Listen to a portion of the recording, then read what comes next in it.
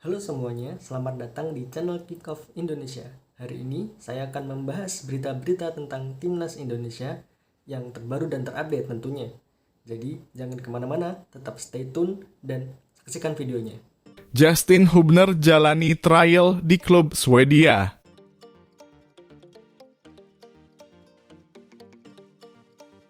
Pelatih Timnas U20 Indonesia, Indra Syafri, merasa ada 3 posisi yang masih kosong dan perlu diisi.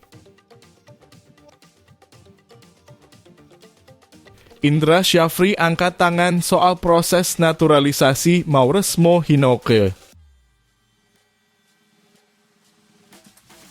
Upaya Erick Thohir untuk wujudkan duel Timnas Indonesia versus Belanda.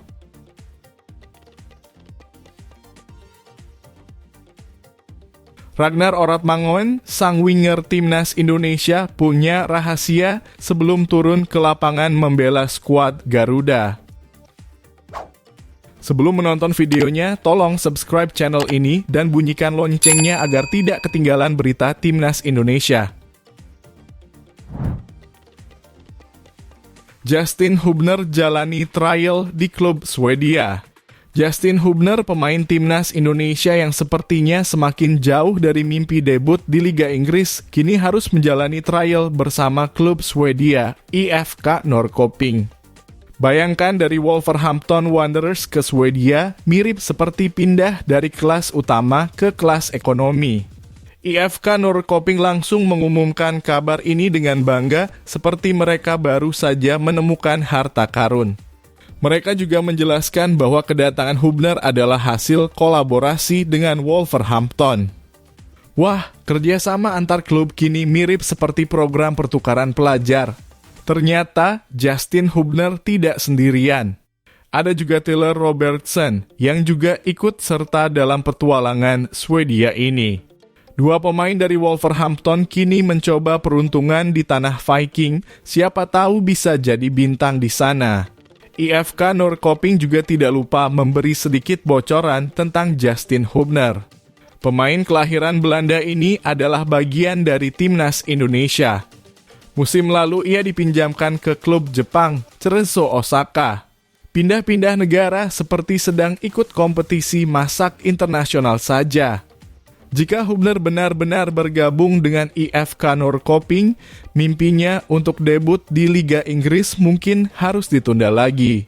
Sebenarnya ia sempat masuk skuad Wolverhampton di Liga Inggris 2023-2024. Bahkan ikut juga ke kandang Arsenal akhir tahun lalu. Tapi ya, hanya sebagai penghangat bangku cadangan. Tidak lama setelah itu, Hubner dipinjamkan ke klub Jepang, Cerezo Osaka. Setelah minim waktu bermain di Jepang, Hubner kembali ke Wolverhampton pada pertengahan Juli lalu. Dan sekarang ia kembali mencoba peruntungan di Swedia. Sungguh perjalanan yang penuh liku, mirip seperti plot film petualangan yang tak ada habisnya.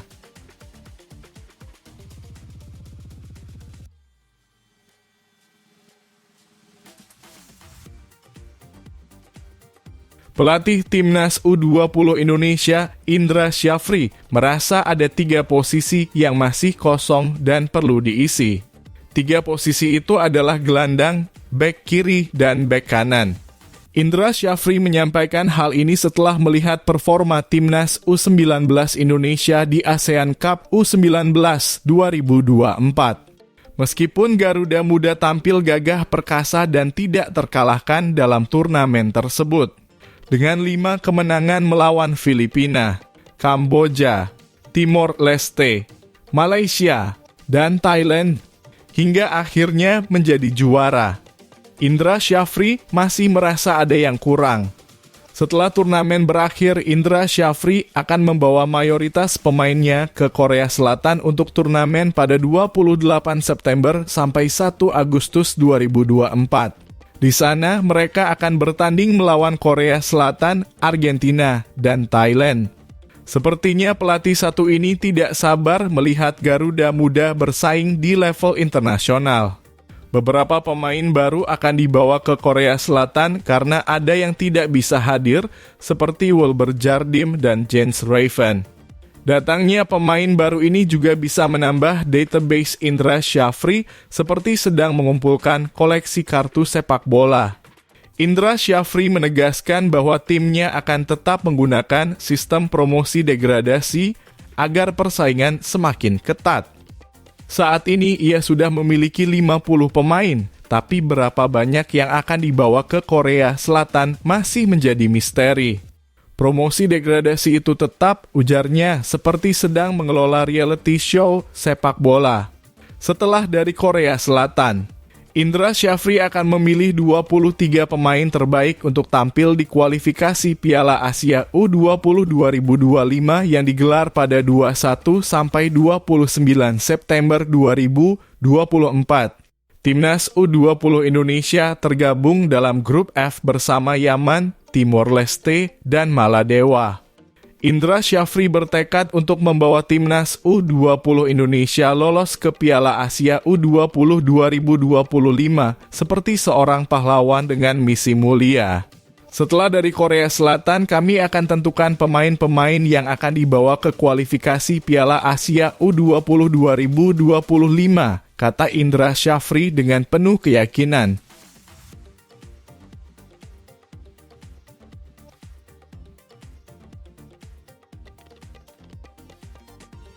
Pelatih Timnas U20 Indonesia, Indra Syafri, memastikan bahwa Jens Raven dan Wilber Jardim tidak akan ikut serta dalam turnamen di Korea Selatan.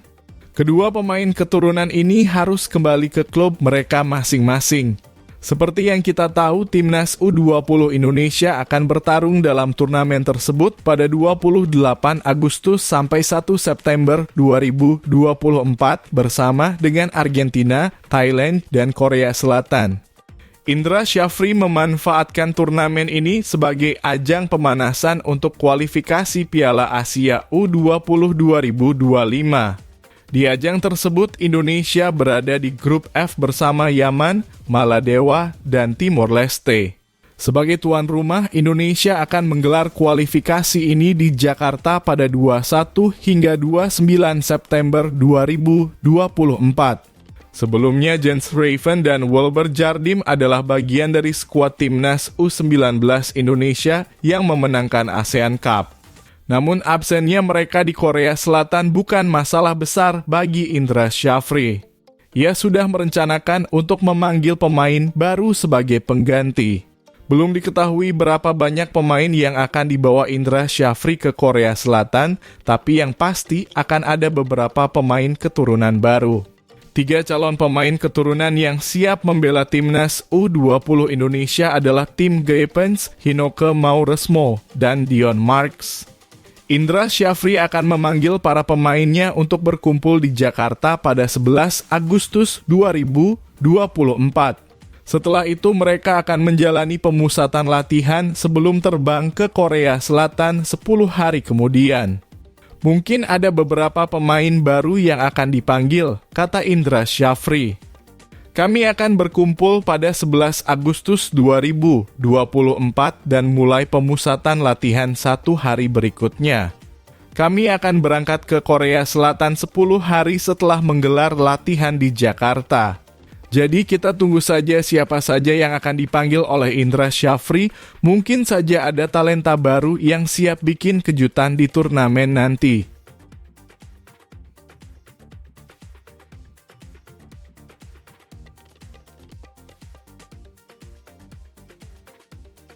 Pelatih Timnas U20 Indonesia, Indra Syafri, angkat tangan soal proses naturalisasi Mauresmo Hinoke. Mantan pelatih Bali United ini menyerahkan urusan ini kepada PSSI, mungkin sambil berdoa semoga semuanya berjalan lancar. Indra Syafri terpesona dengan permainan pemain keturunan Belanda itu saat membela timnas U19 Indonesia di turnamen Prancis. Mauresmo Hinoke adalah satu dari 3 pemain keturunan yang diharapkan bisa membela timnas U20 Indonesia. Selain Hinoke, ada juga Tim Geipens dan Dion Marks yang diharapkan bisa dinaturalisasi. Namun, harapan Indra Syafri bisa kandas di tengah jalan.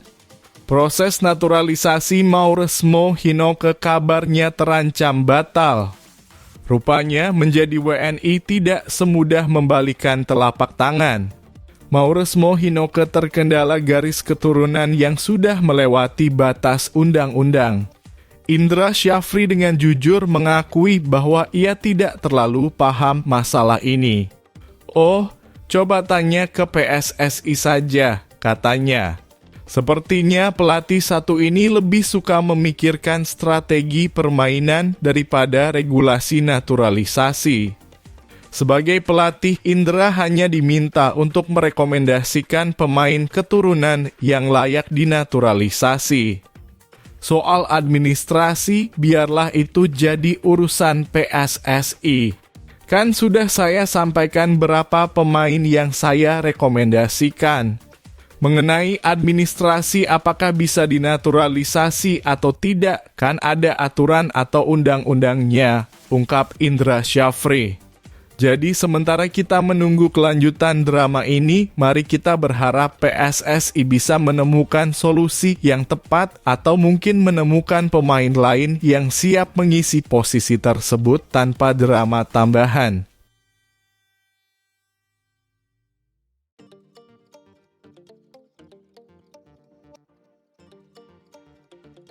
Ketua Umum PSSI Erick Thohir sedang merancang sebuah misi spesial untuk mewujudkan duel epik antara Timnas Indonesia dan Belanda. Setelah bertemu dengan Duta Besar Kerajaan Belanda untuk Republik Indonesia, Lambertus Christiaan Gregens, ada obrolan seru yang bisa membawa perubahan besar. Awalnya pembicaraan mereka berputar pada kerjasama di bidang energi dan pangan. Tapi seperti makanan yang punya bumbu rahasia, ternyata ada juga topik seru lainnya, kolaborasi antara PSSI dan Asosiasi Sepak Bola Belanda atau biasa disebut KNVB. Kalau ini terwujud, Timnas Indonesia bisa mendapatkan kesempatan langka untuk menggelar uji coba melawan Timnas Belanda di semua tingkatan usia, baik pria maupun wanita. Erick Thohir menulis di Instagram pribadinya, tadi bertemu Duta Besar Kerajaan Belanda untuk Republik Indonesia, Lambertus Christiaan Gregens. Kami membahas potensi kerjasama di bidang energi dan pangan. Kami juga menginfokan rencana kolaborasi antara PSSI dengan Asosiasi Sepak Bola Kerajaan Belanda. Timnas Indonesia dan Timnas Belanda akan membuat program pertandingan persahabatan di semua usia, baik pria maupun wanita. Sebenarnya ini bukan pertama kalinya Timnas Indonesia berhadapan dengan Belanda. Pada tahun 2013, mereka sudah pernah bertanding dalam sebuah uji coba yang berlangsung pada 7 Juni 2024 di Stadion Utama Gelora Bung Karno, Jakarta. Waktu itu Belanda membawa bintang-bintang top seperti Robin van Persie, Arjen Robben, dan Wesley Sneijder. Sementara Timnas Indonesia menurunkan pemain-pemain andalan seperti Greg Nwokolo dan Boaz Solosa. Sayangnya pertandingan tersebut berakhir dengan skor 0-3 untuk kemenangan Belanda. 3 gol kemenangan Belanda dicetak oleh Siem de Jong dengan 2 gol dan Arjen Robben dengan 1 golnya. Meskipun begitu, duel ini tetap menjadi momen yang tak terlupakan. Mari kita lihat apakah misi Erick Thohir ini bisa terwujud dan membawa duel seru lainnya antara Indonesia dan Belanda. Siapa tahu kali ini kita bisa melihat aksi para pemain muda Indonesia berhadapan dengan bintang-bintang masa depan Belanda. Semoga saja hasilnya bisa lebih baik daripada pertandingan sebelumnya.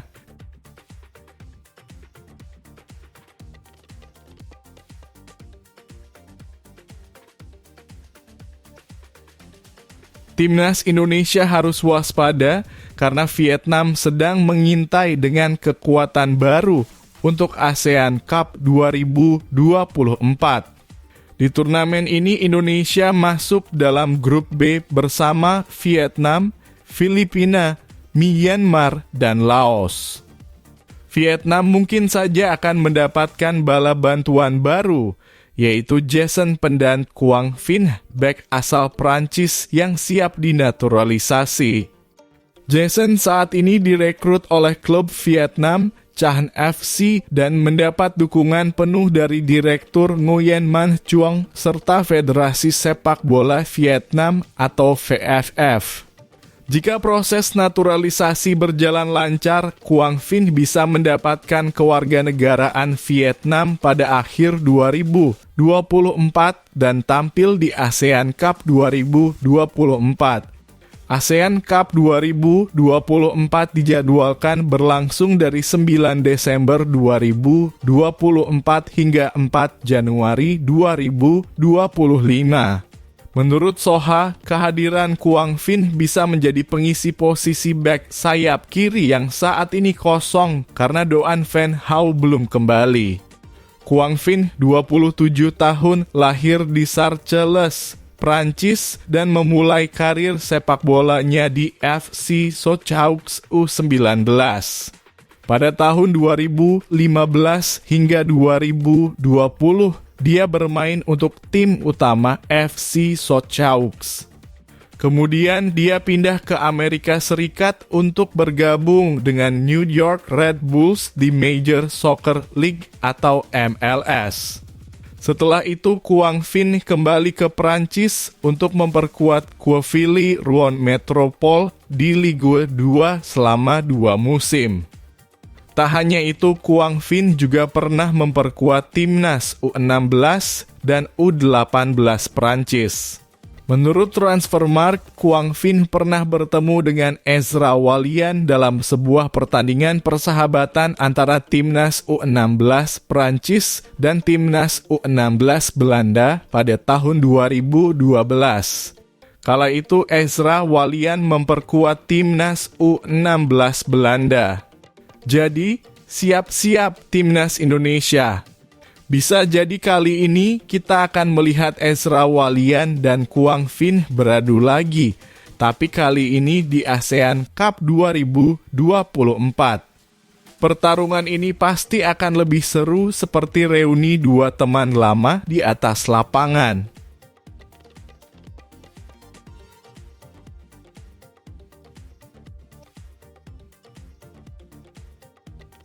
Ragnar Oratmangoen, sang winger timnas Indonesia, punya rahasia sebelum turun ke lapangan membela skuad Garuda. Menjadi andalan Sintayong di posisi winger kiri, Ragnar merasa tekanan besar saat bermain untuk timnas, terutama karena harapan tinggi dari supporter dan tanggung jawab membela negara. Ragnar berbagi bahwa bermain untuk timnas berbeda dengan bermain untuk klub. Ketika berlaga di Stadion Gelora Bung Karno, dia merasakan semangat dari puluhan ribu supporter yang hadir dan jutaan yang menonton dari rumah. Itu sangat berbeda saat kamu keluar di Stadion Gelora Bung Karno dan kamu tahu seperti seluruh bangsa dan seluruh negara sedang menonton, kata Ragnar. Pemain FC Groningen ini mengakui bahwa tekanan tersebut berat, namun dia punya trik untuk mengatasinya. Sebelum pertandingan, Ragnar selalu mencoba untuk tenang, rileks, dan menikmati momen tersebut. Dia fokus menjalankan instruksi pelatih dan memberikan segalanya di lapangan agar tidak menyesal setelah pertandingan. Jadi tentu saja itu membawa sesuatu yang ekstra. Tapi sebelum pertandingan, aku selalu mencoba tenang, rileks, dan juga mengatakan pada diriku sendiri untuk menikmati momen itu. Untuk memberikan segalanya sehingga aku tidak menyesali apapun setelah pertandingan, ungkapnya. Ragnar menegaskan bahwa tujuan utama mereka adalah membawa kemenangan. Dukungan supporter yang luar biasa menjadi energi tambahan bagi para pemain. Ya, kita ingin memenangi tiap pertandingan, tapi sebelum pertandingan, aku selalu pastikan kamu memberikan segalanya agar kamu tidak menyesali apapun setelah pertandingan. Seperti yang aku katakan, nikmati saja momennya, rasakan pertandingannya. Rasakan energi dari supporter dan gunakan itu, tutupnya.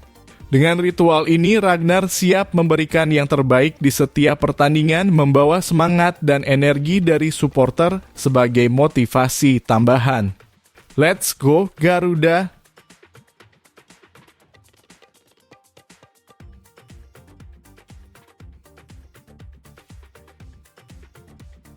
Timnas Indonesia lagi-lagi jadi sorotan positif berkat prestasi gemilang mereka. Siap berlaga di putaran ketiga kualifikasi Piala Dunia 2026 zona Asia melawan Arab Saudi pada bulan September. Dan juga menjadi satu-satunya wakil ASEAN yang sudah mengamankan tempat di Piala Asia 2027. Tapi di balik kesuksesan ini ada satu momok yang mengintai, start syndrome. Nathan Chuaon, salah satu pemain andalan, buka suara soal penyakit start syndrome ini. Menurut Nathan, pujian yang datang bertubi-tubi bisa bikin pemain mabuk kepayang. Ketika Anda tampil bagus bersama tim nasional, orang-orang memunculkan ekspektasi, kata Nathan. Tapi Nathan mengingatkan para pemain harus tetap fokus dan gak boleh terpengaruh dengan apa yang ada di media. Kami harus bisa mengambil alih kendali agar tidak terlalu larut dengan euforia tersebut. Pemain Swansea City ini juga menegaskan bahwa mereka harus bisa melangkah di balik tekanan dan dukungan dari supporter. Kami tahu kemana tujuan kami berasal, kami tahu apa yang bisa kami lakukan dan kami percaya pada diri kami sendiri, tegas Nathan. Saat sudah berada di tim, semua pemain memiliki tugas untuk saling mendukung dan menjalankan tanggung jawab dengan baik. Komunikasi jadi kunci utama untuk menjaga suasana tim tetap positif. Kami berbicara satu sama lain untuk menciptakan suasana terbaik dalam tim yang membuat semua orang merasa nyaman. Semua orang saling percaya dan ingin berjuang untuk satu sama lain, urainya. Dengan kekompakan tim yang terjaga, pemain akan lebih percaya diri di lapangan. Nathan menambahkan, jika Anda merasa percaya diri dengan situasi tersebut, maka Anda akan bisa menampilkan performa terbaik. Jadi, siap-siap deh Arab Saudi. Skuad Garuda datang dengan semangat tinggi dan siap menggebrak. Let's go Garuda! Terbang tinggi dan bawa kemenangan.